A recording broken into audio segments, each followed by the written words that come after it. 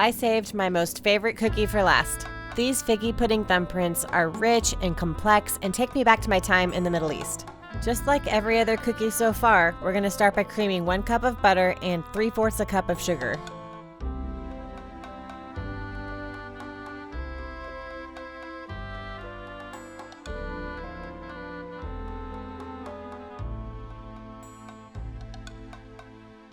Now you can add 1 large egg and 1 large egg yolk. You can add them at the same time.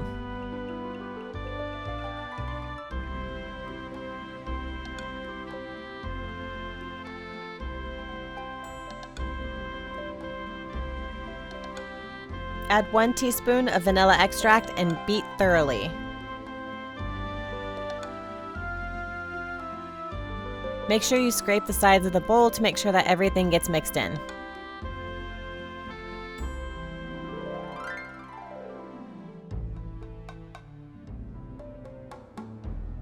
Our cookie batter base is done, and now we're going to take a separate bowl and mix all of our dry ingredients together.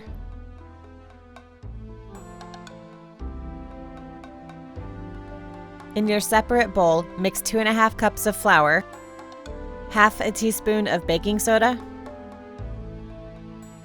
and 1/2 teaspoon of kosher salt.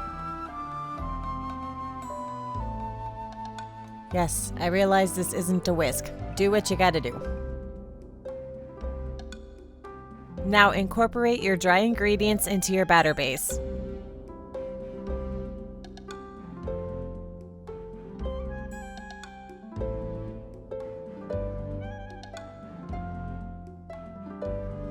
Only mix enough to get your flour fully incorporated. You don't want to overmix this dough.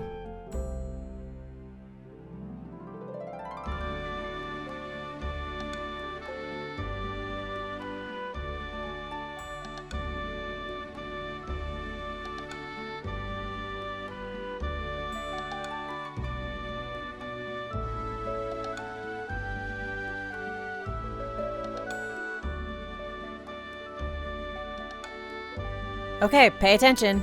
You very specifically have to tickle this dough 3 times counterclockwise.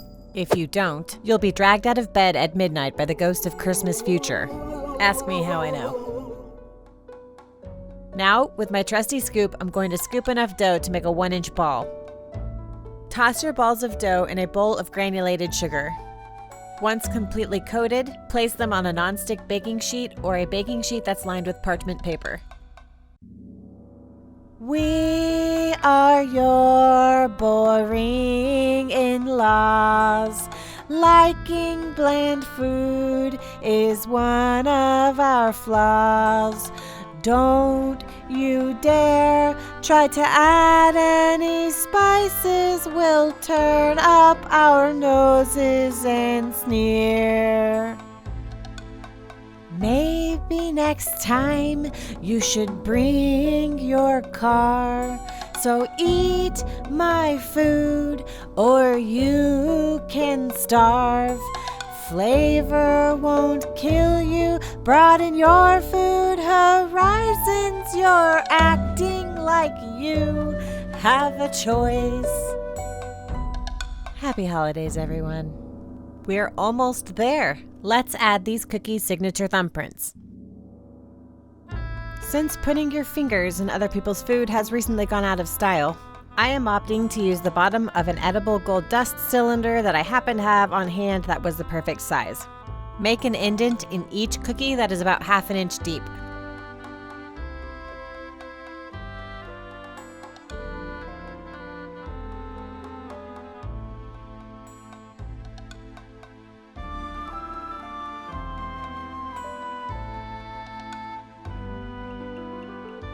Now fill the 1/2 inch indents with your fig jam.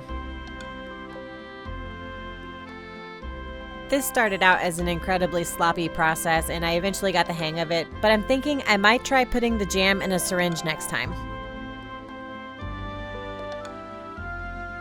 Bake your cookies at 350 degrees Fahrenheit for about 12 to 14 minutes or until the edges turn golden brown. While we're waiting for those to bake, we can make our whipped goat cheese topping. In a mixing bowl, combine 4 ounces of room temperature goat cheese, 2 ounces of room temperature cream cheese, 1 tablespoon of heavy whipping cream,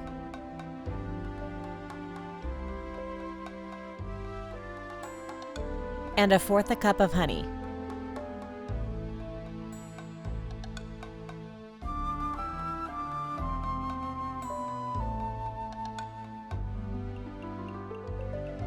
Now beat your ingredients on high speed until it's light and fluffy.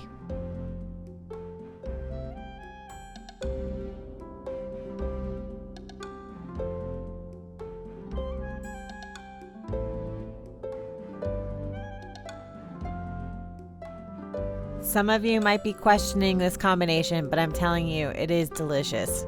If you have guests in your house that don't like to try new things, 1, why are they in your house? And 2, just tell them it's whipped cream. They're probably not going to know the difference anyway, and you technically aren't lying.